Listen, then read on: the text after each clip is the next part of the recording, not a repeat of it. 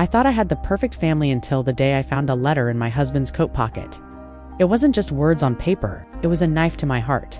20 years of love, trust, and sacrifice shattered in a single moment. How could the man I built my life with hide such a devastating secret? This is my story of betrayal, a truth I never saw coming, and the fight to reclaim my life. My name is Ellen, and for 20 years I believed I was living a dream. At 45, I had a life most women envied, a loving husband, Mark, a cozy suburban home, and our daughter, Lily, who was about to graduate high school. Mark and I met in college, two idealistic kids with big plans.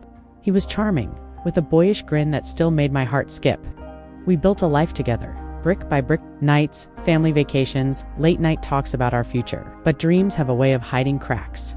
Last fall, as the leaves turned gold, I noticed Mark acting strange, distant, distracted, always on his phone. I chalked it up to work stress. He was a financial advisor, always juggling clients. But then I found it, a letter tucked in his winter coat, written in a woman's looping handwriting. The letter was short, but burned into my memory.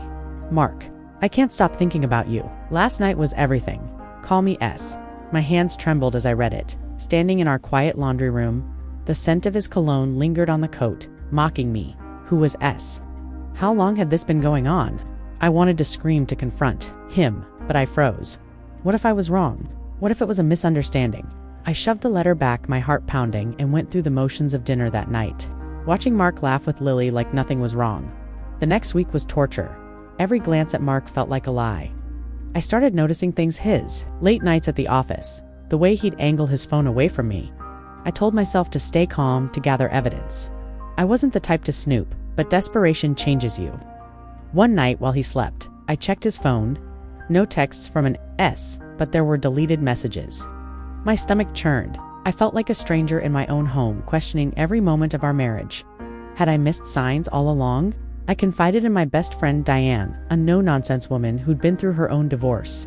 Over coffee, I showed her the letter. Her face hardened.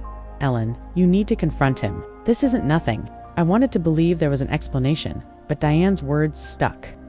That night, I waited until Lily was at a friend's house. My hands shook as I held the letter out to Mark. Who is she? I asked, my voice breaking. His face went pale, and for the first time in years, I saw fear in his eyes. Mark stammered, claiming it was a client, a misunderstanding. It's nothing, Ellen. You're overreacting. But his eyes darted away, and I knew he was lying. I pressed harder, my voice rising. Don't lie to me, Mark. I deserve the truth, he snapped. You're making a big deal out of nothing, and stormed out. I sat there alone in our living room, the silence deafening. The man I loved had just walked away from me, leaving more questions than answers. Days passed and Mark barely spoke to me. He'd come home late, sleep on the couch. I tried to keep things normal for Lily, but she sensed the tension. Are you and Dad okay? She asked one morning. I forced a smile, lying through my teeth. I felt like I was drowning, torn between protecting my daughter and confronting the betrayal. I started digging deeper, checking bank statements. His email? That's when I found it: charges for a hotel I'd never been to. Booked under his name, the hotel was in the city, an upscale place we could never afford for a casual night out. I called the hotel, pretending to confirm a reservation, and my heart sank when they confirmed Mark had stayed there multiple times. I pictured him with her, whoever she was. Was she younger? Prettier? Did she know about me? The questions ate at me, but worse was the guilt. Had I been too busy with work with Lily to notice him slipping away? Was this my fault?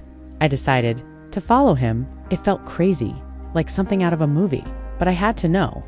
One evening, when Mark said he was meeting a client, I drove to his office and waited. 2 hours later, he left, but he didn't head home. He drove to a cafe. Downtown? I parked across the street, my heart racing, and watched as a woman approached him. She was in her 30s, stylish with long dark hair. They hugged, a hug that lingered too long. My world tilted. I didn't confront them. I couldn't. I drove home, tears blurring my vision, and collapsed on the couch. The letter, the hotel, the woman, it was real. My marriage was crumbling, and I didn't know how to stop it. I thought about Lily, about the life we'd built. Could I forgive him? Could I walk away? The weight of it all pressed down on me, and for the first time, I wondered if I was strong enough to face what came next. That night, I made a decision. I wouldn't let this destroy me. I'd spent 20 years building a life, raising a daughter, being a wife. If Mark thought he could throw it all away, he was wrong. I started planning, quietly, carefully. I'd confront him again, but this time, I'd be ready. I'd protect myself, my daughter, my heart. The truth was coming, and I wasn't going to let it break me. Not yet. I spent the next week preparing. I wasn't the same Ellen who'd crumpled at the sight of that letter. I called a lawyer, a discreet woman Diane recommended, and learned my rights. I copied bank statements, documented the hotel charges, and saved screenshots of Mark's schedule. I felt like a detective in my own life, piecing together a puzzle I never wanted to solve, but every step made me stronger. I wasn't just fighting for answers, I was fighting for myself. Mark noticed the change in me. "You're acting strange," he said one morning, his tone accusing. I wanted to laugh, me acting strange, but I held my tongue, biding my time. I'd planned to confront him after Lily's graduation to keep her moment untainted, but fate had other plans. One evening, Lily came home early, her face pale. "Mom, I saw Dad at the mall, with some woman." My heart stopped. My daughter had seen the truth I'd been shielding her from. Lily's words broke something in me. I sat her down, trying to stay calm. "Tell me everything," I said. She described the woman, dark hair, stylish, laughing with Mark like they were old friends. It was her, the woman from the cafe. Lily's eyes filled with tears. "Is Dad cheating?" she asked. I couldn't lie anymore. "I don't know yet, sweetheart," I said, hugging her. But inside I was raging.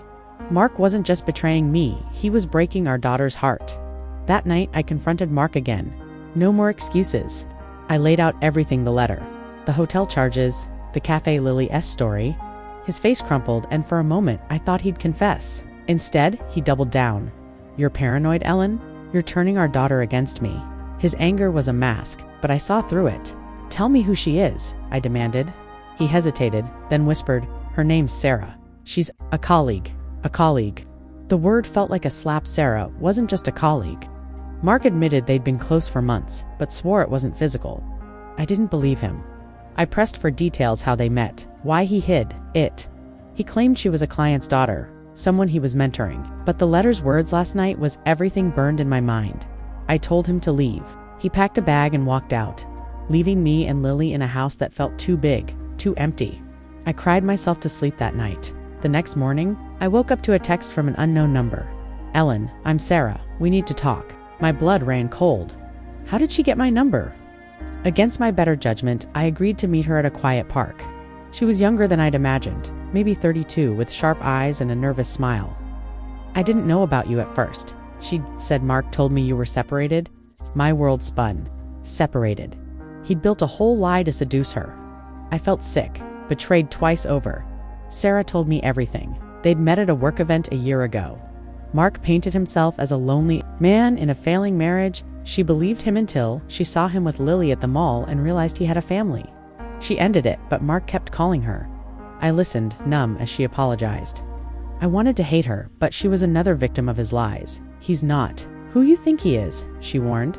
Her words echoed in my head as I drove home. Lily and I leaned on each other. I told her the truth carefully, protecting her as much as I could. She was angry, hurt, but we made a pact to get through this together.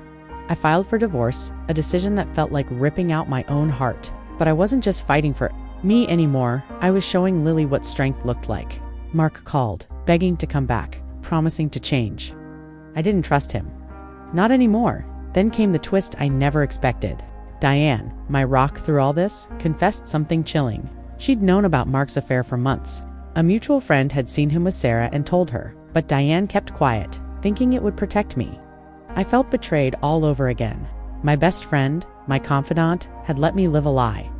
I cut contact with her, my trust shattered. How many? People knew my life was a sham before I did. Now, I'm rebuilding. Lily and I are closer than ever, navigating this new reality. I'm learning who I am without Mark, without the illusion of a perfect family. Some days I feel strong, others I'm terrified, but I'm done letting betrayal define me. This is my story, not of a broken woman, but of one who's fighting back, step by painful step, to reclaim her life. And I'm not done yet.